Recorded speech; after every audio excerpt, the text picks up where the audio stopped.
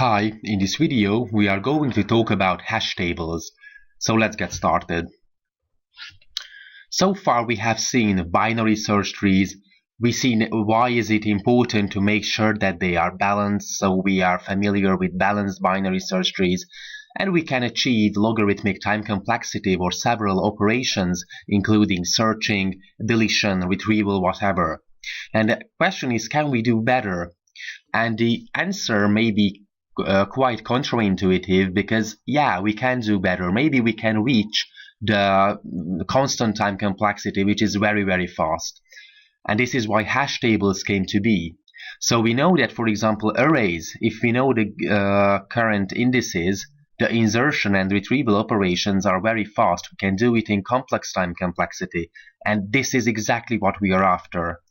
So if we can construct a relationship with the keys and the slots of the arrays, we can make sure that our hash tables and all of the operations with our hash tables are very fast.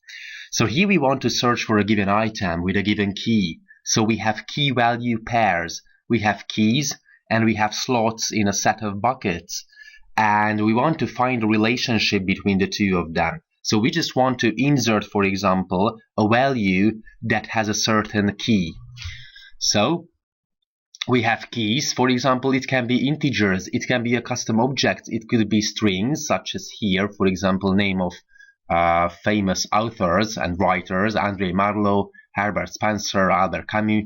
And we want to find the indices in our array. We have buckets with index 0, then index 1, then 2, then n-2, n-1. So we have m number of buckets. So the m denotes the size of the array. And the problem is that the keys are not always non-negative integers, such as here in our example. These are names, so strings, André Marlowe, Herbert Spencer, and Albert Camus. These are not integers, these are strings. So we have to do a pre-hashing in order to map string keys to indices of an array. And we have the key space, we have the buckets, so our array, and we have, for example, several keys, the K1, the K2, the K3, these are the keys, and we try to find for each of these keys a given index and a given slot in our array. Yeah, so that's the main point of hashing and hash tables. So how can we map a certain key to a slot in our array? We can construct the hx hash function, and this hash function is needed.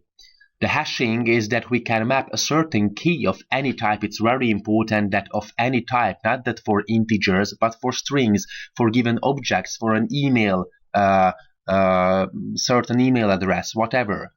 And we can map a certain key of any type to a random array index in our buckets or array list, whatever.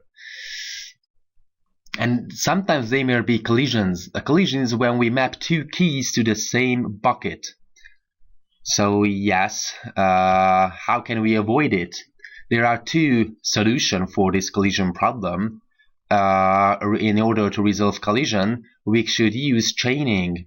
Chaining is when we store both values at the same bucket, and we use linked list. So we solve this problem with the help of a linked list.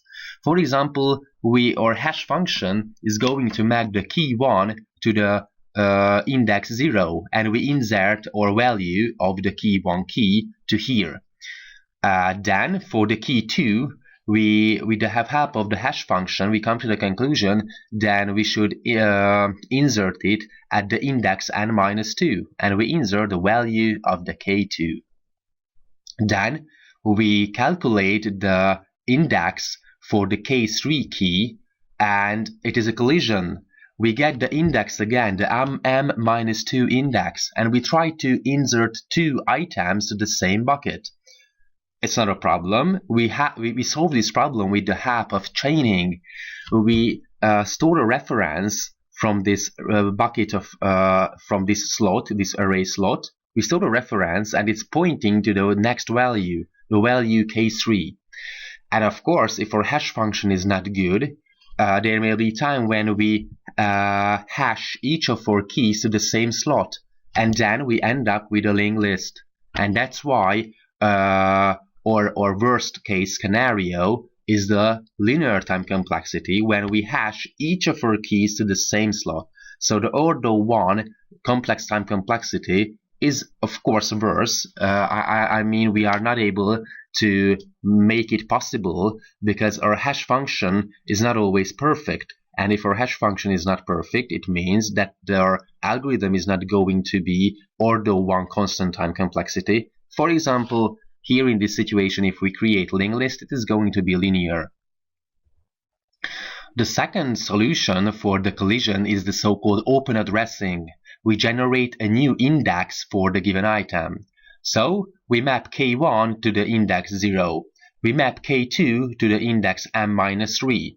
And we map the k3 to the same place. Then what do? Open addressing suggests us that we should generate a new index. We can increment the index by 1. This is the linear probing open addressing. We just shift our index, and because m-3 wasn't empty, we come to the conclusion that maybe the array index m-2 is empty, and in this situation it is empty, so it is a good solution. So this is the open addressing. So this hash function is very important because it distributes the keys uniformly into the buckets or the array slots. We have the n, and n denotes the number of keys, and the m denotes the number of buckets or the size of our array. A good hash function is the modulo operator n%m, and it is going to give us the right answer if we have integers as keys. And we should use prime numbers both for the size of the array and in our hash function to make sure the distribution will be uniform. For example, the concrete Java implementation of HashMap or in Python, they use lots of prime numbers. And I think in Java, for example, you can override or you can generate the hash function for any of your class, and you see that there are lots of prime numbers there. So it's a very common programming practice to implement hash tables or hash maps in the same manner.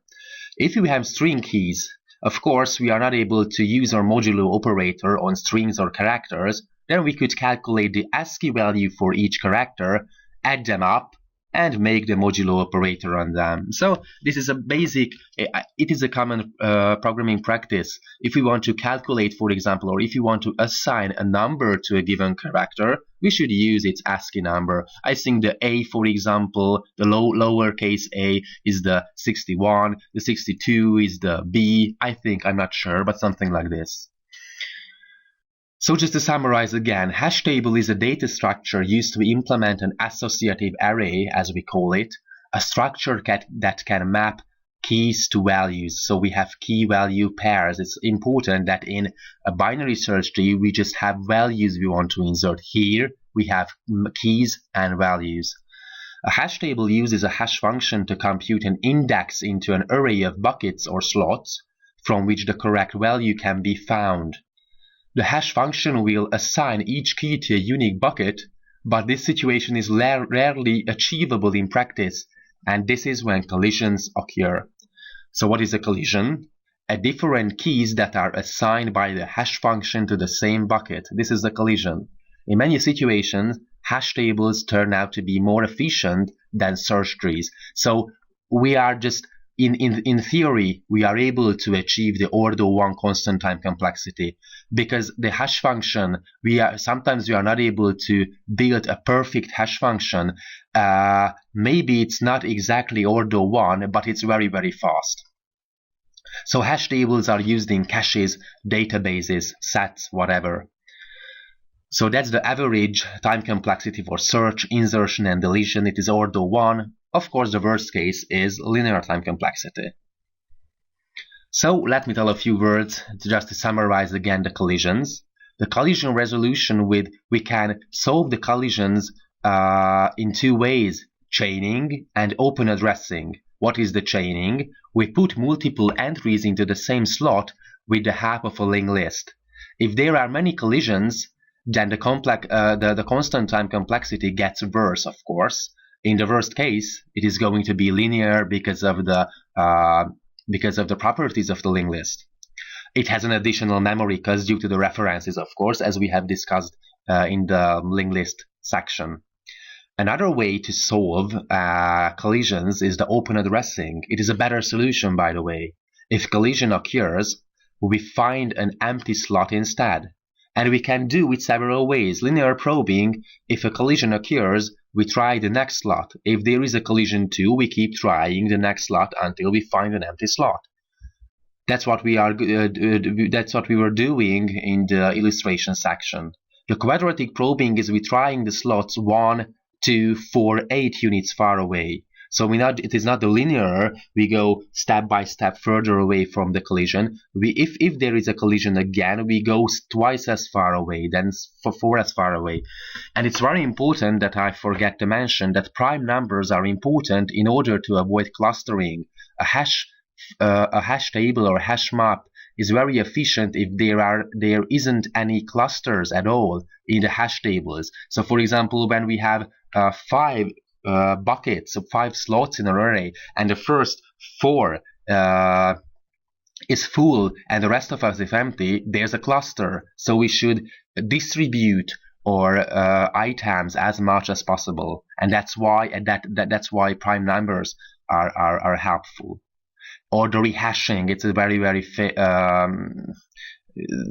out there lots of algorithm relies heavily on rehashing. So we hash the result again in order to find an empty slot.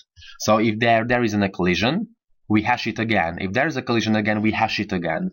It is a rehashing. So open addressing strategy requires that the hash function has additional properties. In addition to performing uniform distribution, it should also avoid clustering of hash values. Use prime numbers to avoid clustering, as I said earlier, and we have something that the load factor. It is the number of entries divided by the number of buckets. So the number of buckets is the m, where m denotes the number, the size of the list, and the number of entries, of course, is the slots that are full. With the growth of the hash table's load factor, number of collisions increases, which leads to the decrease of overall table's performance. So the solution is to resize the table when its load factor exceeds given threshold. And remember that hash values depend on table size, hence hashes of entries are changed when resizing. An algorithm can just copy data from old storage to new one. It's very important.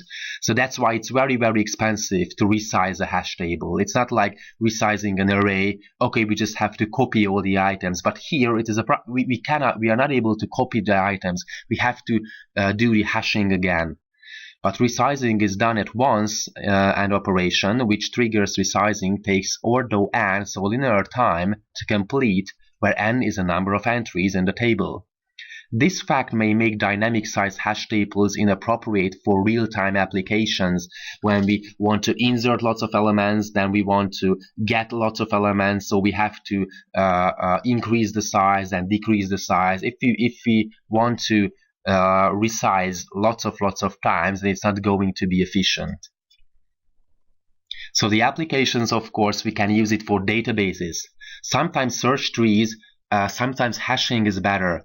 Ternary search trees are a bit faster than hashing because it's not relies heavily on the hash function. And as I said earlier, it's very hard to write a good and almost perfect hash function. If we want to count a given word occurrence in a particular document, we should use a hash table. If we want to store the data and want to create or construct lookup tables, for example, if we want to check whether the passwords that the user entered was correct or not, we have to use hashing or hash tables, sorry. Lookup tables in huge networks, for example, lookup for IP addresses. There are millions and trillions of IP addresses, so it's a huge data. And if we approximately can use ordo 1 constant time complexity for looking up ID addresses, it's very good, very efficient. So that's why hash tables are very popular in networking. And the hashing techniques can be used for substring search. The technique of hashing is becoming more and more popular. Lots of cryptographic algorithm relies heavily on hashing. So that's all about hash tables. Thanks for watching.